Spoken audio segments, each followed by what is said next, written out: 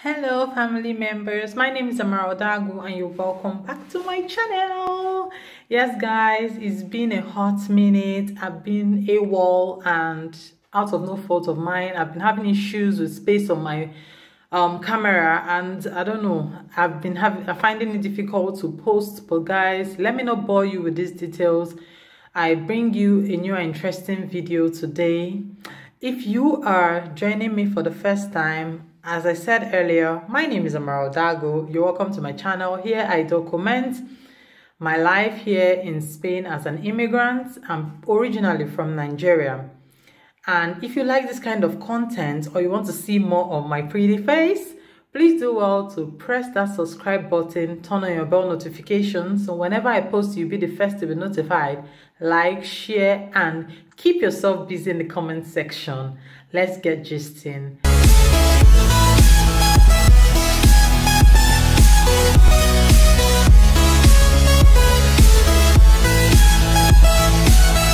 You're welcome back, guys. Okay, so today on my channel, I would like to share with you guys misconceptions that Nigerians, I'm talking about Nigerians because I am a Nigerian, and I hear a lot of things people say about other Nigerians living in the diaspora. I'm not talking now about Spain, but this is what other Nigerians feel that their fellow Nigerians are experiencing abroad. So number one is, some of these misconceptions are the easy life. A lot of Nigerians in Nigeria think that once they come abroad, you know, things are very easy. There's no longer stress. Nothing's going to be stressing you in this abroad though. Abroad is just, you know, go to work, come back. Everything is easy, you know. That's what they think. But we that are here, we know that that's not the case. Things are not as easy as people say they are. And you cannot be in Nigeria and know that things are easy for people here when you're not here. As the saying goes, he who wears the shoes knows where he pinches. So we are the ones here. We are the ones that are supposed to tell you if it's easy or not. Life here is not really easy, if you ask me, because you have to wake up very early in the morning. With the terrible weather that they have here, you still have to go out and walk. And the work they do here, me, I've worked in Nigeria and I have also worked here.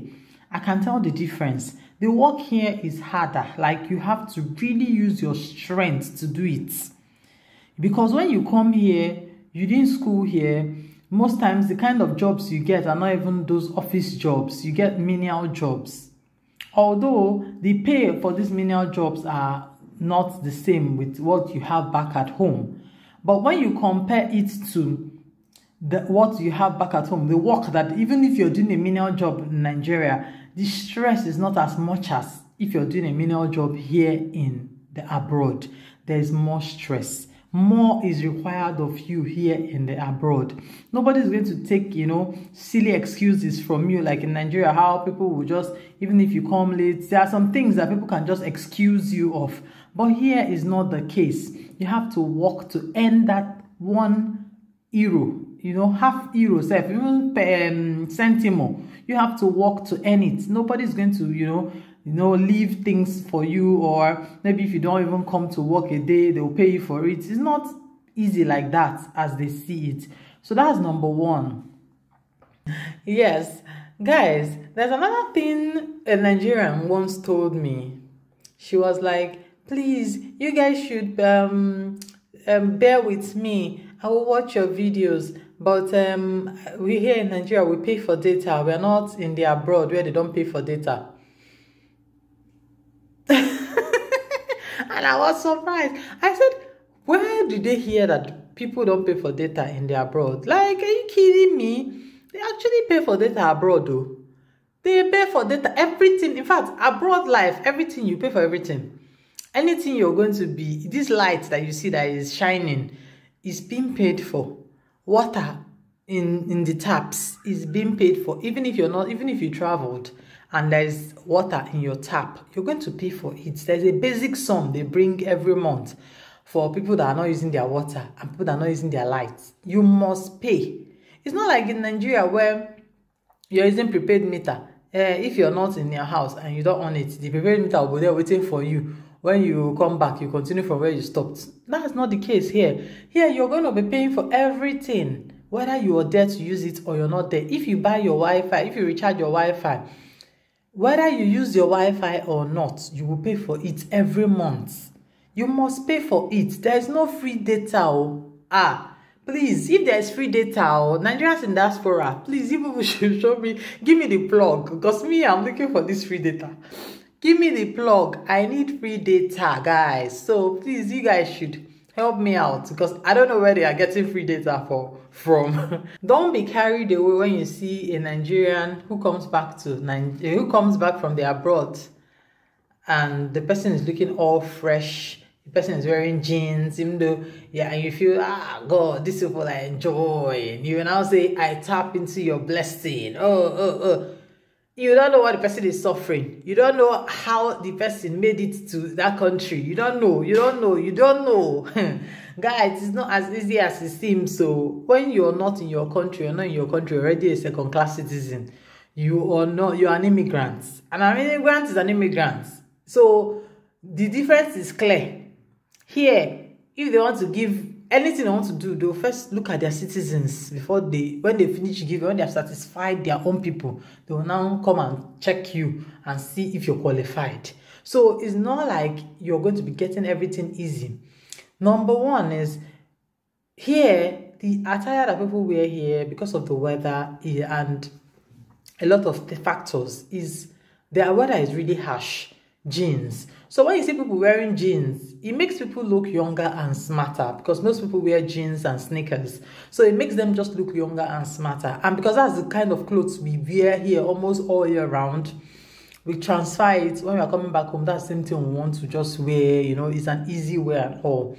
So when you see people dressed like that, you just feel, this person is, the abroad life is showing. Then you see that some people go abroad, they become fairer. The fairness is not because they change cream or because they're eating, the food they're eating is now more oyibo-ish. No, the fairness is due to the weather. The weather here is very, very cold. In fact, I will not even say more. Very cold here.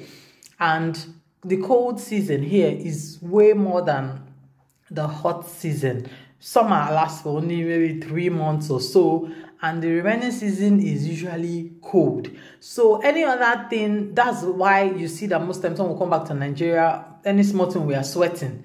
We are sweating because what we are used to is that cold weather. Our body system has changed and we don't know.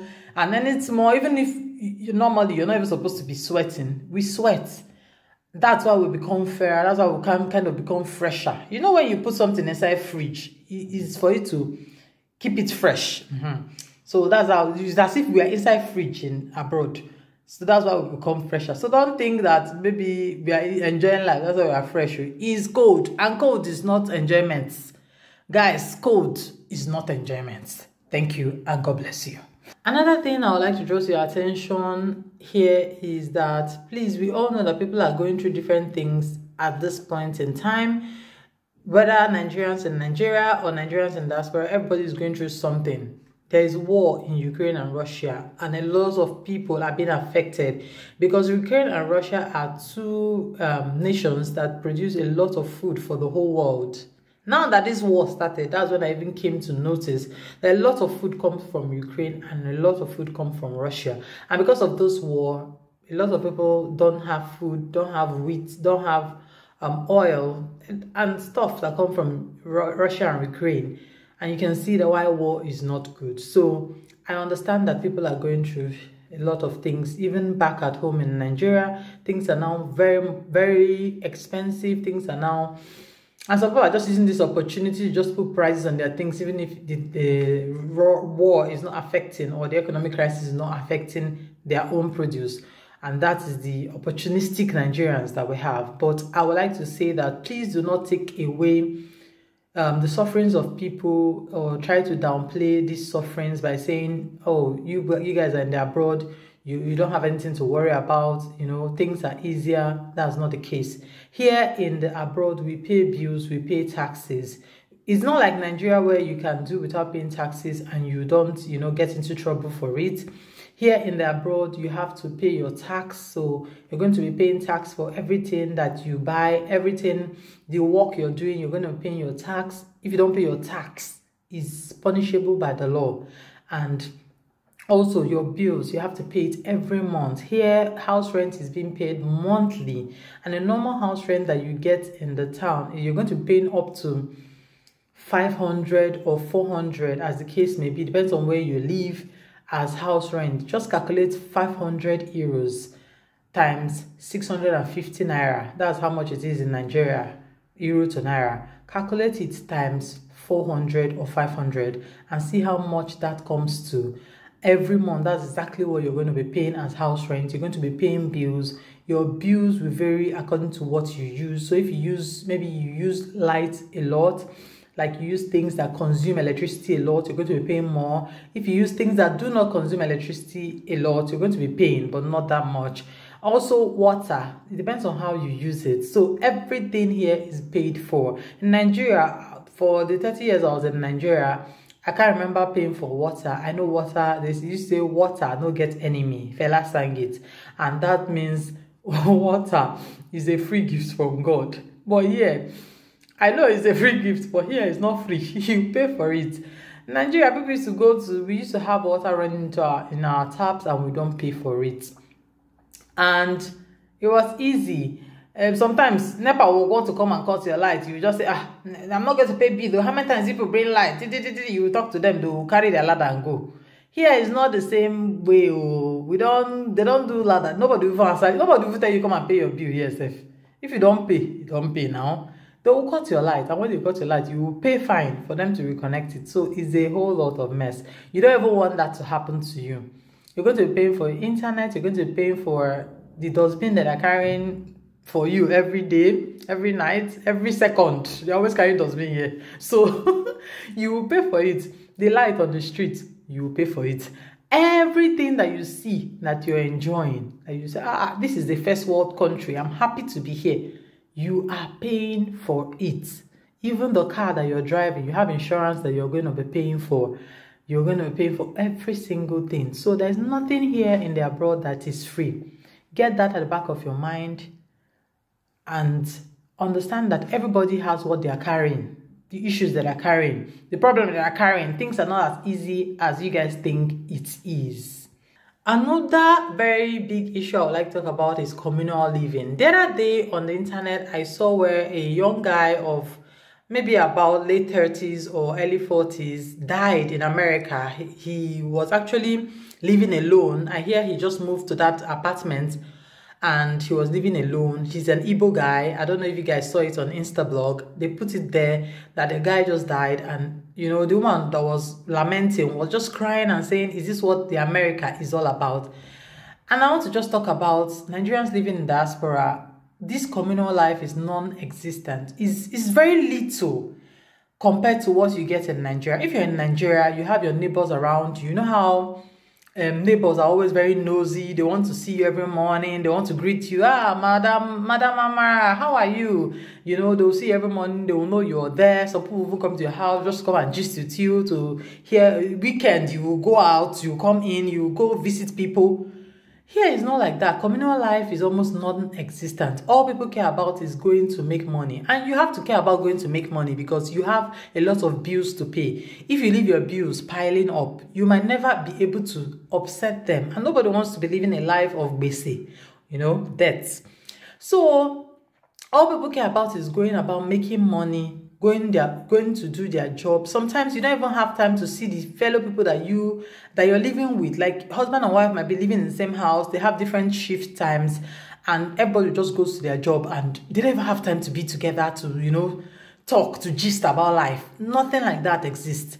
Talk less about now going to now meet people, maybe people that you come from the same country as, or people that you and the person knows even back from Nigeria and find out that you guys are living in abroad together. You can't even have time to even go and see them.